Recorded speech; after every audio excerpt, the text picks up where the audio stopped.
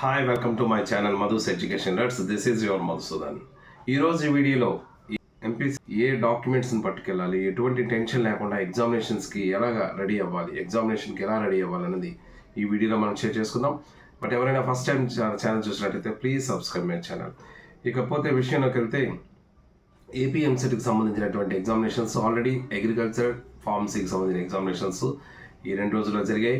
ఇకపోతే ఎంపీసీ స్ట్రీమ్కి సంబంధించి ఈ నెల మే 21వ తారీఖు నుంచి మే 27వ తారీఖు వరకు కూడా జరగబోతున్నాయి.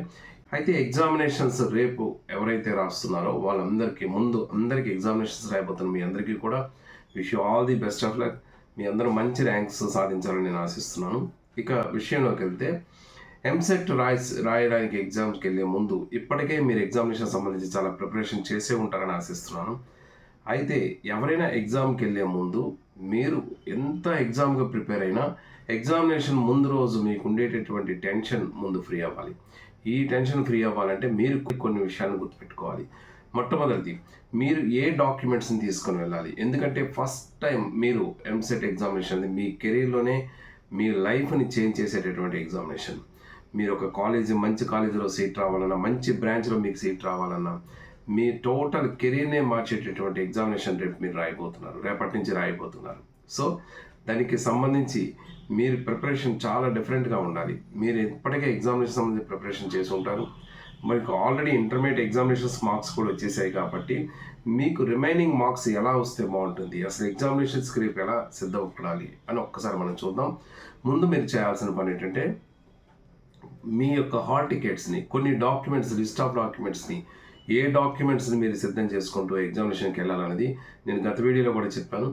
ముందుగా మీ యొక్క హాల్ టికెట్, ఆన్లైన్ అప్లికేషన్, అదేవిధంగా బ్లూ పెన్ కానీ బ్లాక్ పెన్ కానీ తీసుకోండి. ఐడి ప్రూఫ్, మీ యొక్క ఆధార్ కార్డు కానీ, పాన్ కార్డు కానీ, లేదంటే మీ యొక్క కాలేజ్ ఐడి కానీ, ఏదో ఒక ఐడి ప్రూఫ్ని తప్పనిసరిగా మీరు తీసుకువెళ్ళాలి. దీంతోపాటు 2 ఫొటోస్ను కూడా మీరు మీతో పాటు తీసుకువెళ్ళండి. క్యాస్ట్ రిజర్వేషన్ వాళ్ళు ఎవరైనా SC ST క్యాండిడేట్స్ అయితే మీ యొక్క క్యాస్ట్ సర్టిఫికేట్ను కూడా మీరు తీసుకెళ్లాల్సిన అవసరం అయితే ఉంటుంది. ఈ డాక్యుమెంట్స్ మినిమం డాక్యుమెంట్స్గా ఇవి తీసుకోండి. వీటితో పాటు మీరు ఏవి తీసుకువెళ్ళకూడదు అన్న దాని మీద కూడా నేను వీడియోలో షేర్ చేశాను. బట్ ఏది ఏమైనా సరే ఎలక్ట్రానిక్ గూడ్స్కి సంబంధించిన మాత్రం ఏవి తీసుకెళ్ళకూడదు.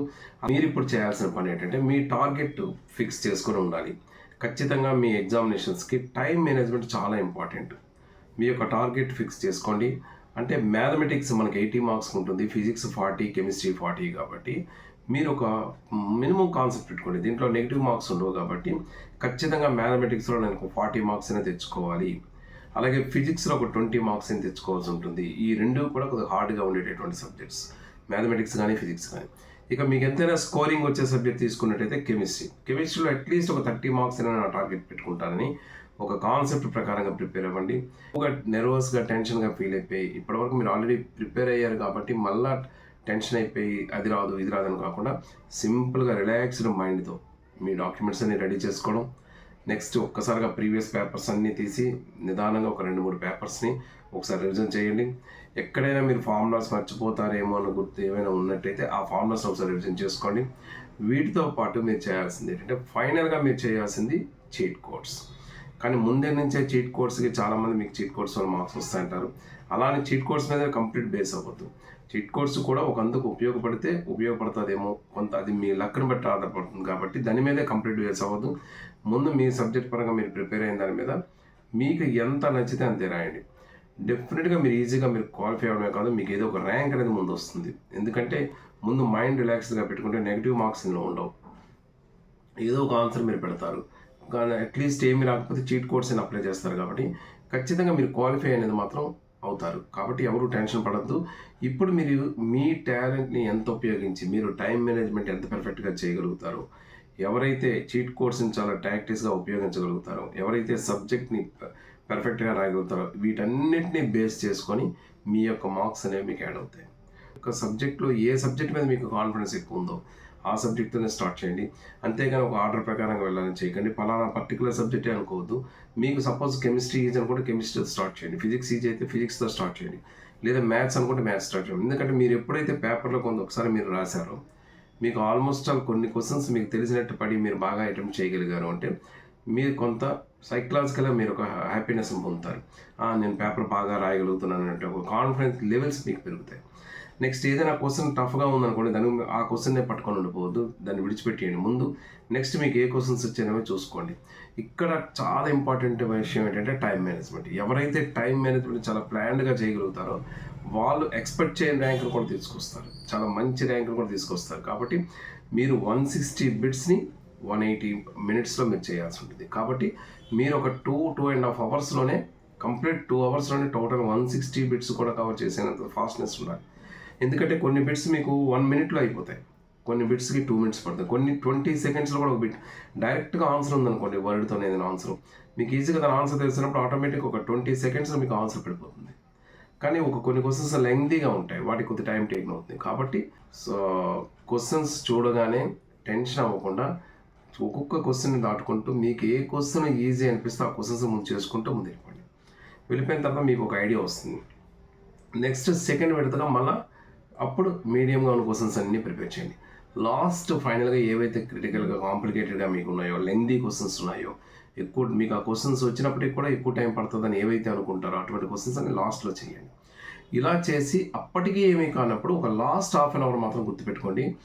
2.5 అవర్స్ మీ పేపర్ అయిపోయిన తర్వాత లాస్ట్ హాఫ్ అన్ అవర్ కేవలం ఫైనల్గా అంటే మీకు ఏవైతే రావో వాటి మీద మీ ప్రయోగం కోసం హాఫ్ అన్ అవర్ ఉంచండి. అప్పుడు మీరు చీట్ కోడ్స్ అయినా అప్లై చేయండి, లేదా మీ లాజికల్ థింకింగ్ అయినా అప్లై చేయండి. ఏదో విధంగా 1 అవర్ కూడా టోటల్గా ఏ క్వశ్చన్ కూడా విడిచిపెట్టుకొని ప్లాన్ చేయండి. మీరు ఎక్స్పెక్ట్ చేయని ర్యాంక్ అనేది మీకు వస్తాయి. అయితే చీట్ కోడ్స్ని ఎలా అప్లై చేయాలి అన్న దాని మీద కూడా నేను గతంలో వీడియో చేశాను. ఆ వీడియోని కూడా ఒకసారి వాచ్ చేయండి. మీకు చీట్ కోడ్స్ ఎలా అప్లై చేయాలి, కానీ కంప్లీట్గా చీట్ కోడ్స్ మాత్రం ఫేస్ అవ్వద్దు. నెక్స్ట్ ఎగ్జామినేషన్ సెంటర్కి మీరు కనీసం 1 అవర్ 1.5 అవర్ బిఫోర్ అని వెళ్ళిపోండి.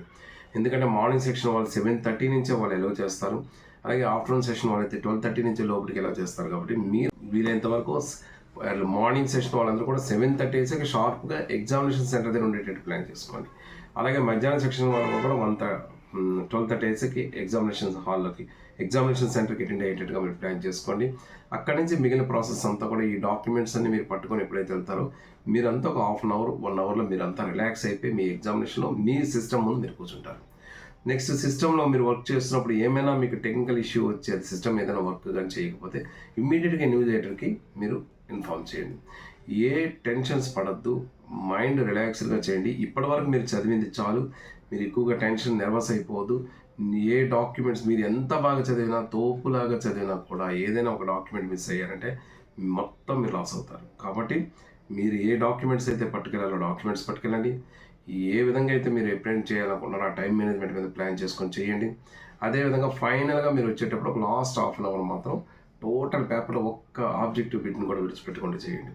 ఫైనల్గా ఒక్క మాట చెప్తున్నాను, ఒక్క మార్క్ అనేది దాదాపు వందల నుంచి వేల సంఖ్యలో కూడా మీ ర్యాంక్ మారిపోతుంది. 1 మార్క్ కూడా మీకు వాల్యుబుల్గా ఉంటుంది. దానివల్ల మీకు వచ్చే కాలేజెస్ మారిపోవచ్చు, మీకు వచ్చే బ్రాంచ్ మారిపోవచ్చు. కాబట్టి ప్రతి క్వశ్చన్ కూడా చాలా కాన్సన్ట్రేట్గా ఆలోచించి చేయండి. వీటన్నిటికీ చేయాలంటే first you should feel free. మీరు ఫ్రీగా ఉండాలి, టెన్షన్ అనేది అస్సలు పెట్టుకోకుండా ఫ్రీగా ఉండండి. ఖచ్చితంగా సంబంధించి మీకు ఏమైనా డౌట్స్ ఉన్నట్టయితే కామెంట్ బాక్స్లో పోస్ట్ చేయండి. అదేవిధంగా ఈ వీడియో కానీ మీకు నచ్చినట్టయితే please like, share and comment in this video. Wish you all the best of luck. మీ అందరూ మంచి ర్యాంక్స్తో సంపాదించుకోవాలని మనస్ఫూర్తిగా ఆశిస్తున్నాను. Thank you so much for your watching. This is your Madhusudan. Thank you.